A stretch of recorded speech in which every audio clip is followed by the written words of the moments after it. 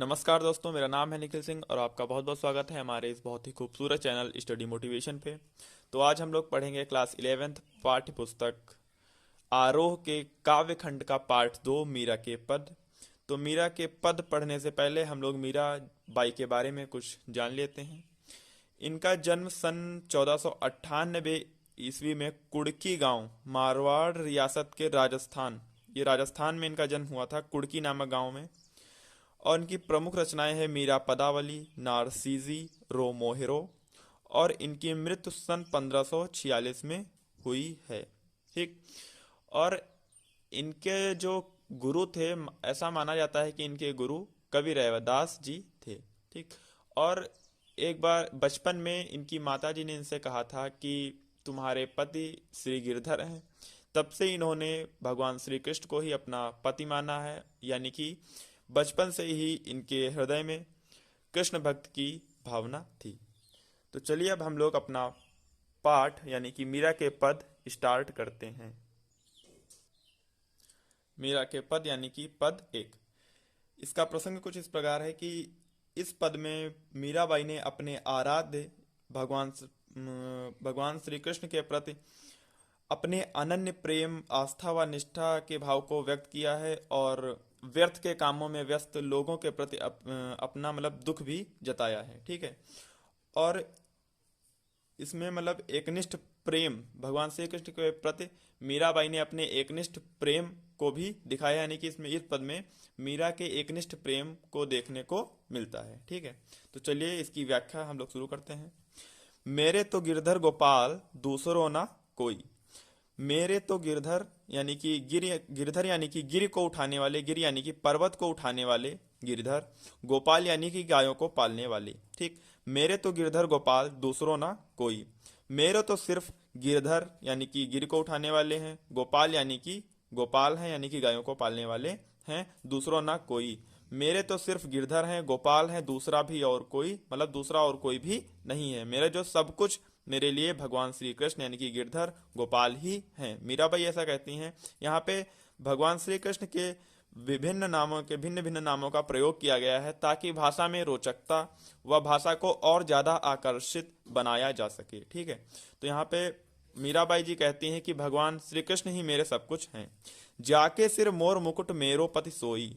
मीराबाई कहती हैं यहाँ पर भगवान श्री कृष्ण की विशेषता बताते हुए कहती हैं कि जिसके सर पर जो अपने सर पर मोर का मुकुट लगाता है, मेरा पति सोई, मेरे तो पति मेरे सब कुछ वही हैं। मेरे पति जो हैं, जो सिर पर अपने मोर मुकुट लगाते हैं, मेरे तो पति वही हैं।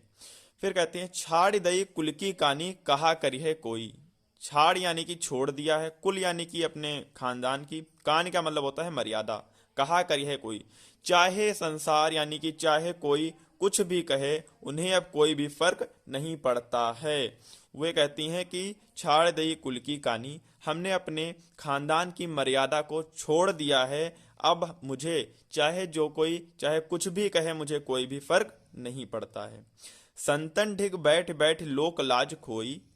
कहती हैं संतों के साथ बैठ बैठ कर, उनके साथ भजन कीर्तन करके मैंने लोक लाज भी खो दी है। यानी कि जो एक समाज में लोक लाज यानी कि समाज में जो होती है उसे मैंने खो दिया है। संतन ढिग संतों के साथ बैठ बैठ कर, जो पहले क्या होता था कि नीची कास्ट के लोगों के साथ नहीं बैठा जा सकता था, यानी कि संतों के साथ भजन कीर्तन नहीं किया जा सकता था। ठीक। वे एक राजस्थान में बहुत ही बड़े परिवार से थी, इसलिए कहा गया है कि संतन ढिग बैठ बैठ लोकलाज खोई। उन्होंने संतों के साथ भजन कीर्तन करके, उनके साथ बैठकर भगवान की भक्ति करके अपनी लोकलाज भी खो दी है। वो कहती हैं हमने लोकलाज भी खो दी है। असुवन जल सींच सींच प्रेम बेल बोई। वो कहती हैं प्रेम रूपी बेल को, उन्होंने प्रेम रूपी बेल को, भगवान श्री कृष्ण के प्रति प्रेम रूपी बेल को बोया है आंसुओं से, यानी कि असुवन जल सींच सींच, आंसुओं के जल से उन्होंने सींच सींच कर उसे बड़ा किया है और बोया है। यानी कि भगवान श्री कृष्ण के प्रति अपने अनन्य प्रेम को उन्होंने आंसुओं के जल से सींचा है। अब तबेल फैल गई आनंद फल होई।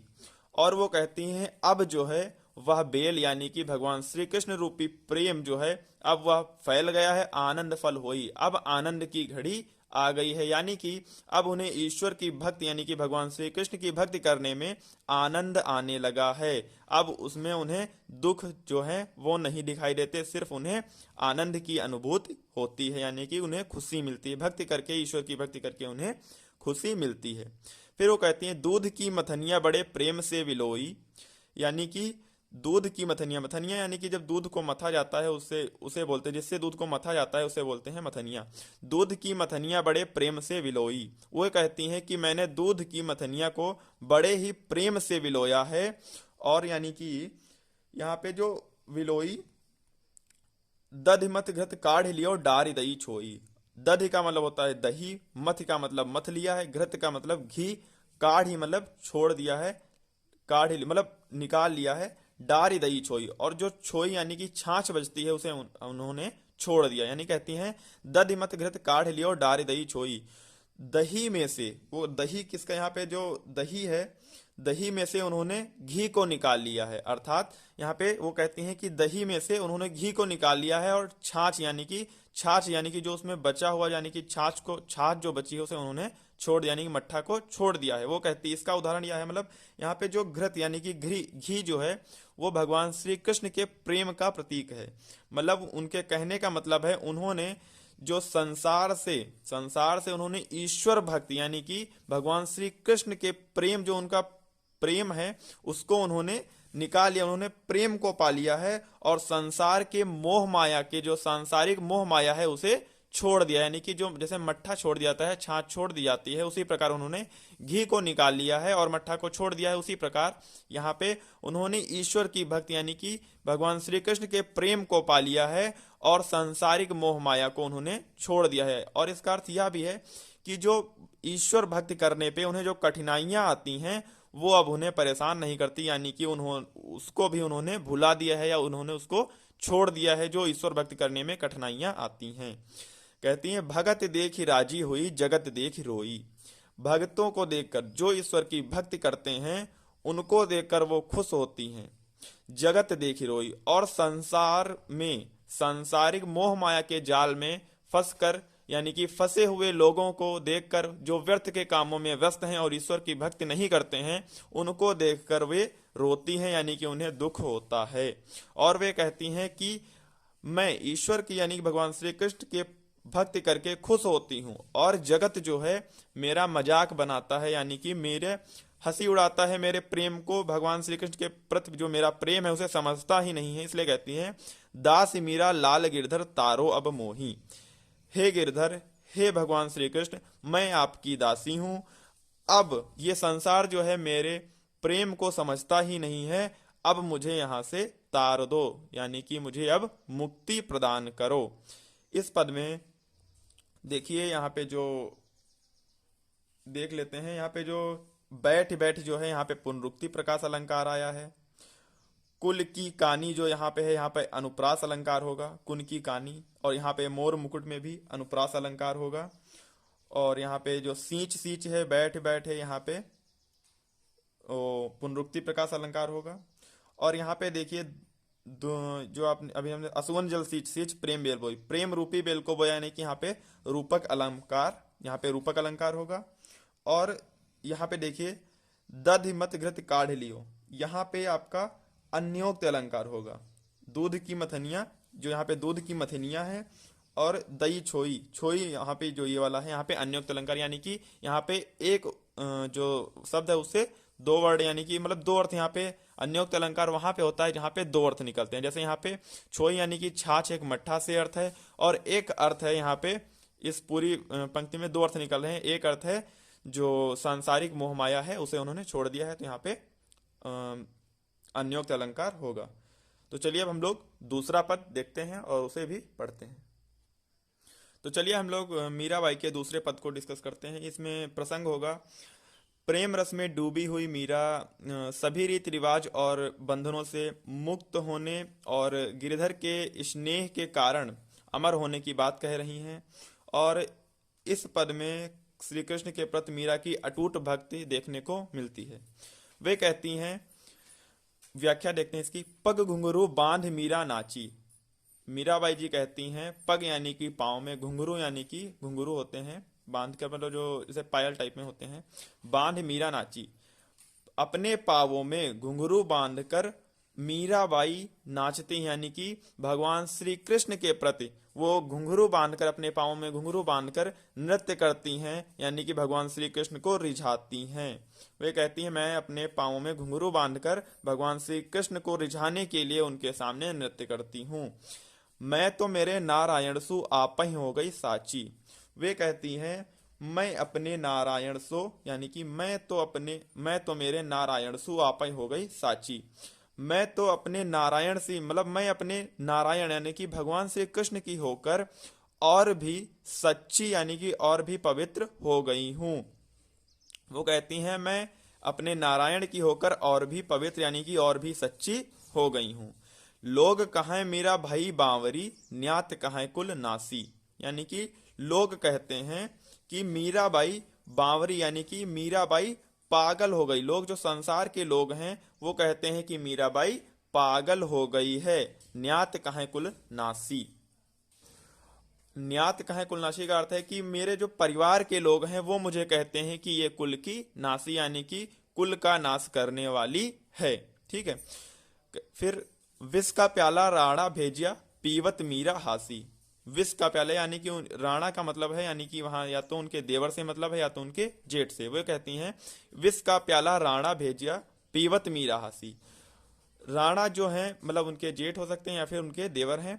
उन्होंने अपनी जो खानदान यानी कि कुल की मर्यादा को बचाने के लिए उन्होंने विष का प्याला मीरा को दिया है ताकि वो पीकर उसे मर जाएं। विष का प्याला राणा भेजा, पीवत मीरासी। और मीराबाई उस विष के प्याले को पीकर हंसती हैं। हंसती क्यों है? कहती हैं कि वो, क्योंकि उन्हें कुछ होता ही नहीं है, क्योंकि उन्हें वो प्याला जो है विष का प्याला वो आराम से पी जाती हैं और हंसती हैं। कहती हैं मीरा के प्रभु गिरधर नागर सहज मिला अविनाशी। और उन्हें कुछ भी नहीं होता है, वो प्याला वो पीकर हंस रही हैं और कहती हैं जो भी ईश्वर की भक्ति में खो गया है उसे अब कोई भी डर नहीं, उसे कोई भी नहीं हरा सकता, उसे कोई भी नहीं मार सकता, उसे किसी चीज से अब मतलब नहीं है, उसे सिर्फ ईश्वर भक्ति से ही मतलब है।